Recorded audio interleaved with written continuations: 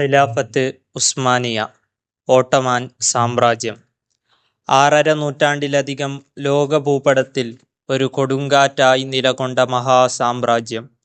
യൂറോപ്പിൻ്റെയും ഏഷ്യയുടെയും ആഫ്രിക്കയുടെയും സംഗമസ്ഥാനത്ത് 3 ഭൂഖണ്ഡങ്ങളെ ഏകീകരിച്ച ഇസ്ലാമിക ലോക ഖിലാഫത്തിൻ്റെ അവസാന ഖിലാഫത്തായി വാണ ഖിലാഫത്ത് ഉസ്മാനിയ അഥവാ ഓട്ടോമാൻ സാമ്രാജ്യം. 13-ാം നൂറ്റാണ്ടിൻ്റെ അവസാനത്തിൽ ഏഷ്യ മൈനറിൻ്റെ മണ്ണിൽ ഒരു ചെറുരാജ്യമായി ഉദയം കൊണ്ട ഈ ഭരണകൂടം ലോക ചരിത്രത്തിൻ്റെ താളുകളിൽ സ്വർണലിപികളാൽ ഉല്ലേഖിക്കപ്പെടുന്ന ഒരവിസ്മരണീയ അധ്യായമായി പരിണമിച്ചു. അവരുടെ ഉദയവും വളർച്ചയും വീഴ്ചയുമെല്ലാം ഈ ചെറുശേഖരണത്തിൽ നമുക്കടുത്തറിയാം. സ്ഥാപനവും വളർച്ചയും. ഖിലാഫത്ത് ഉസ്മാനിയയുടെ സ്ഥാപകൻ ഉസ്മാൻ ഒന്നാമൻ എന്ന ഉസ്മാൻ ഖാസി ആയിരുന്നു. മംഗോളിയൻ അക്രമങ്ങളെ തുടർന്ന് ശിഥിലമായ സെൽജൂക്ക് സാമ്രാജ്യത്തിൻ്റെ അതിരുകളിൽ 1299-ലാണ് അദ്ദേഹം ഈ ഭരണകൂടത്തിന് അടിത്തറയിട്ടത്. അദ്ദേഹത്തിൻ്റെ ധീരത, ഭരണമികവ്, ചിന്താശേഷി എന്നിവ ഈ ചെറിയ നാട്ടുരാജ്യത്തെ അതിവേഗം വളർത്തിയെടുത്തു. തുടർന്ന് വന്ന ഭരണാധികാരികൾ, പ്രത്യേകിച്ച് മുറാദ് ഒന്നാമനും ബയസിദ് ഒന്നാമനും സാമ്രാജ്യത്തെ സൈനികപരമായി ശക്തിപ്പെടുത്തി.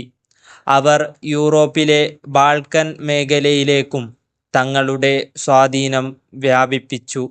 ബൈസൻ്റൈൻ സാമ്രാജ്യവുമായി നിരന്തരം ഏറ്റുമുട്ടലുകളും അവർ നടത്തി. എന്നാൽ സാമ്രാജ്യത്തിൻ്റെ ചരിത്രത്തിലെ ഏറ്റവും നിർണായക നിമിഷം സംഭവിച്ചത് 1453-ലാണ്.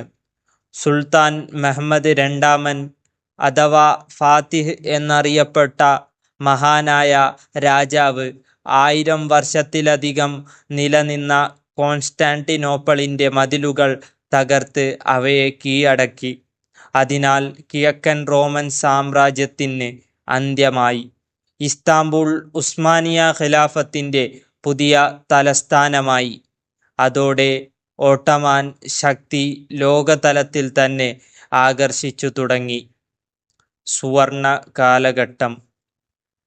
ഖിലാഫത്ത് ഉസ്മാനിയയുടെ സുവർണ കാലഘട്ടം സുലൈമാൻ ഒന്നാമൻ എന്ന ഖാനൂനി സുലൈമാൻ ഭരിച്ചിരുന്ന 16-ാം നൂറ്റാണ്ടാണ്.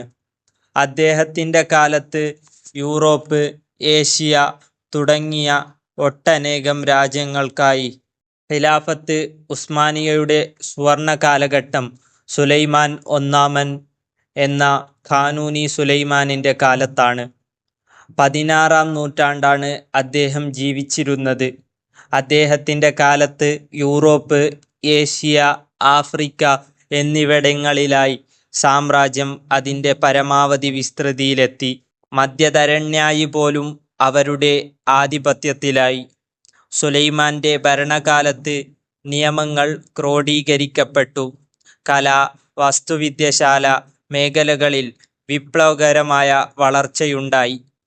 ലോകപ്രശസ്തനായ വാസ്തുശില്പശാലി ഈ കാലഘട്ടത്തിലെ അമൂല്യ സമ്പത്താണ്. സൈനിക ശക്തി, ഭരണകാര്യക്ഷമത, വിവിധ മതസ്ഥരെ ഉൾക്കൊള്ളുന്ന മില്ലറ്റ് സമ്പ്രദായം തുടങ്ങിയവ ഓട്ടോമാൻ സാമ്രാജ്യത്തെ ലോകത്തിലെ ഏറ്റവും ശക്തമായ ഭരണകൂടമാക്കി മാറ്റിയിരുന്നു.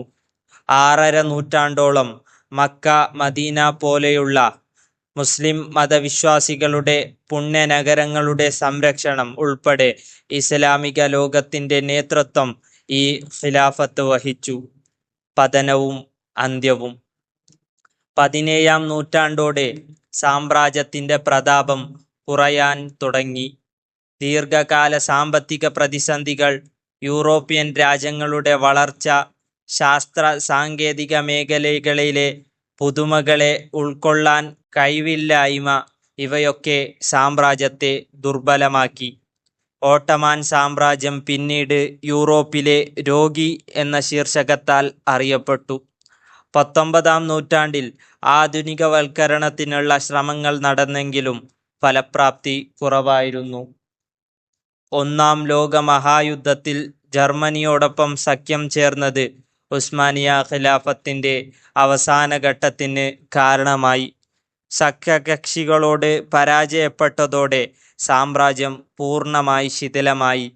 1922 തുർക്കി ദേശീയ പ്രസ്ഥാനത്തിന്റെ നേതാവായ മുസ്തഫ കമാൽ പാഷ സുൽത്താനേറ്റ് നിർത്തലാക്കി.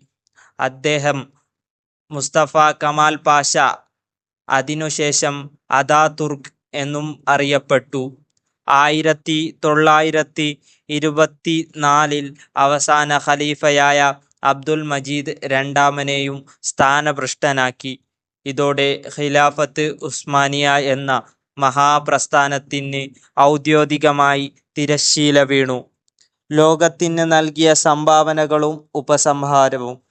ഖിലാഫത്ത് ഉസ്മാനിയ ചരിത്രത്തിൽ നിന്ന് മറഞ്ഞെങ്കിലും അവർ ലോകത്തിന് നൽകിയ സംഭാവനകൾ എക്കാലത്തും സ്മരണീയമാണ്. ലോകത്തിലെ പ്രധാന കലാ-സാംസ്കാരിക കേന്ദ്രങ്ങളിലൊന്നായി ഇസ്താംബൂളിനെ ഉയർത്തിയതും ഓട്ടമാൻ ഭരണകൂടമാണ്. അവരുടെ വാസ്തുവിദ്യാശൈലി, നീതിന്യായ വ്യവസ്ഥ, സഹിഷ്ണുതയോടെയുള്ള ഭരണം എന്നിവ ലോകത്തിന് മാതൃകയായി. അധികാരത്തിന്റെയും വിശ്വാസത്തിന്റെയും സംസ്കാരത്തിന്റെയും ഒരുമയുടെ പ്രതീകമായ 6.5 നൂറ്റാണ്ട് നിലകൊണ്ട ഒരു ഭരണകൂടം, അതിന്റെ പതനം ഒരു യുഗത്തിന്റെ അന്ത്യമായിരുന്നു.